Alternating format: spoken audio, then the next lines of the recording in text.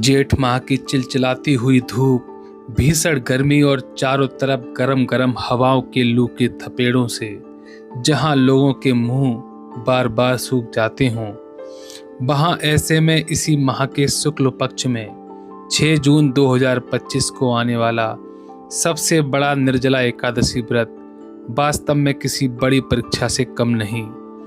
लेकिन जो भी श्याम भक्त अनेकों कठिनाइयों को सहन करते हुए इस व्रत को पूरे दिन बिना पानी पिए ही रखते हैं, वास्तव में वह भक्त मेरे श्याम के नजरों में बस जाते हैं और खुद कन्हैया उनका हाथ थाम लेते हैं। कहते हैं आंखें मेरी रोती हैं तो हंसती दुनिया सारी है, इसमें ना बदनामी मेरी, इसमें हार तुम्हारी है।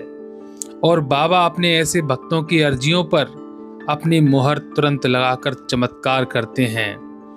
पिछली साल 2024 में पहली बार व्रत रखने वाली करनाल की श्वेता तिवारी के साथ भी ठीक ऐसा ही कुछ चमत्कार हुआ। आइए जानते हैं क्या चमत्कार उनके साथ हुआ। जय श्री श्याम। मैं हूं आपका भाई बाबा का लाडला अलंकार तोमर। परसों सुबह सुबह जब मैं अखबार पढ़ रहा था, मेरे मोबाइल पर एक कॉल आई।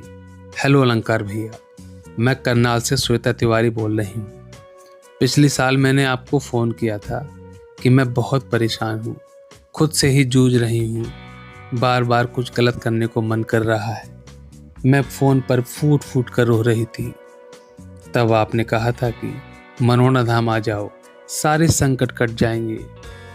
तब मैंने आपसे कहा था सॉरी भैया, मेरे पति इन सब चीज़ों पर यकीन नहीं रखते हैं, वो मुझे मनोना धाम कभी लेकर नहीं आएंगे। तब आपने मुझे घर बैठे ही एक चमत्कारी उपाय बताया था, याद है ना आपको? बाबा की कृपा से साल भर के अंदर ही मेरे साथ बाबा श्री खाटू श्याम जी की ऐसी महान कृपा हो चुकी है जो मैंने कभी सपने में भी नहीं सोची थी। जब उन बहन की ये सारी बातें मैंने सुनी, उसके बाद अपना थोड़ा सा दिमाग दौड़ाया। मैं इन बहन को पहचान गया था। इन्होंने पिछली साल मुझे बताया था कि इनकी शादी बड़े ही धूमधाम से इंजीनियर रवि के साथ हुई थी। सब कुछ बहुत अच्छे से हुआ था। विदा के समय जब ये लोग वापस जा रहे थे तो रास्ते में सभी लोगों ने पानी पीने या वॉशरूम करने या आराम करने के उद्देश्य से गाड़ियों को अपना किसी छायादार स्थान पर लगभग आधे घंटे तक रोके रखा था। सब लोग बातें कर रहे थे, सब लोग बहुत खुश थे। लेकिन मुझे अचानक से कुछ ऐसा हुआ जहां से मेरे दुर्भाग्य का समय शुरू हो चुका था। जैसे ही आधे घंटे के बाद वहां से गाड़ियां आगे चलने लगी, मुझे अचानक से एक बहुत तगड़ा झटका लगा। मेरा शरीर मानो कि भारी भारी सा लगने लगा, आंखें बंद सी होने लगी।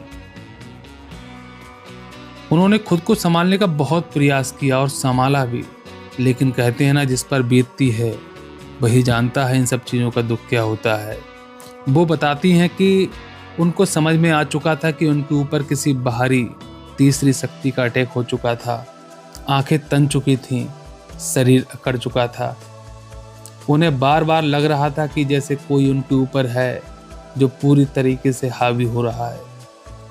यह सब महसूस करते हुए उन्होंने देखा कि वह मात्र कुछ ही होशो हवास में थी, बाकी का उन्हें कुछ भी ध्यान नहीं।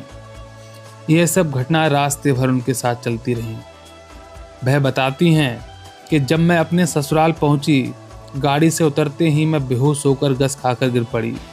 मेरे जीवन का दुर्भाग्य वहीं से शुरू हुआ था। जब मैं होश में आई तो मैंने देखा कि मैं बेड पर लेटी हुई थी।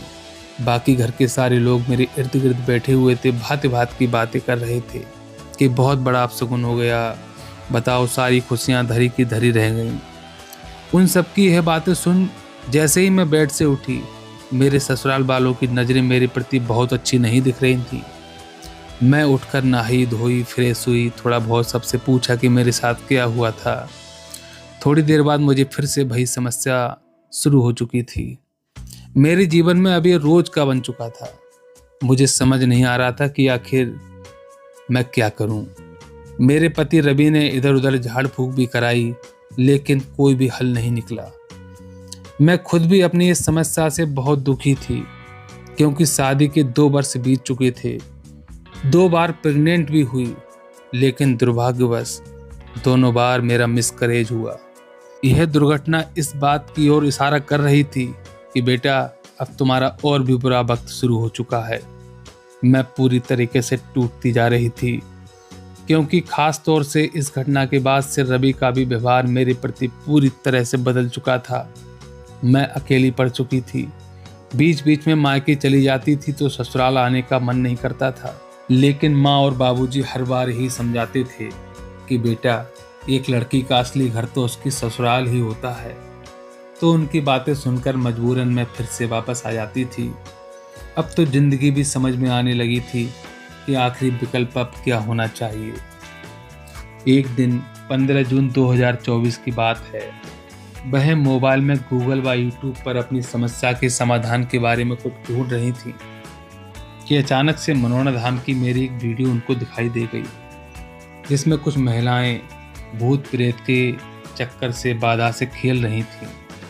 तब उन्होंने चैनल पर जाकर मेरा मोबाइल नंबर लिया, मुझे कॉल की।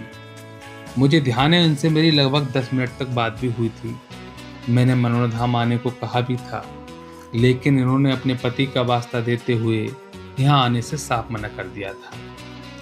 और संयोग से जिस वक्त इनका फ़ोन आया था, मैं निर्जला एकादशी की वीडियो उस समय तैयार कर रहा था, जो कि तीसरे ही दिन अर्थात 18 जून 2024 को थी, और फ़ोन इनका 15 जून को आया। मैंने फटाक से इनसे कहा कि जाओ, तुम्हारा सारा कष्ट कट जाएगा, तुम एक काम कर लो। उन्होंने पूछा क्या? तब मैंने कहा कि ये जो 18 जून को निर्जला एकादशी आ रही है, जो कि वर्ष की सबसे बड़ी एकादशी है, जिसमें बिना पानी पिए ही व्रत रखा जाता है।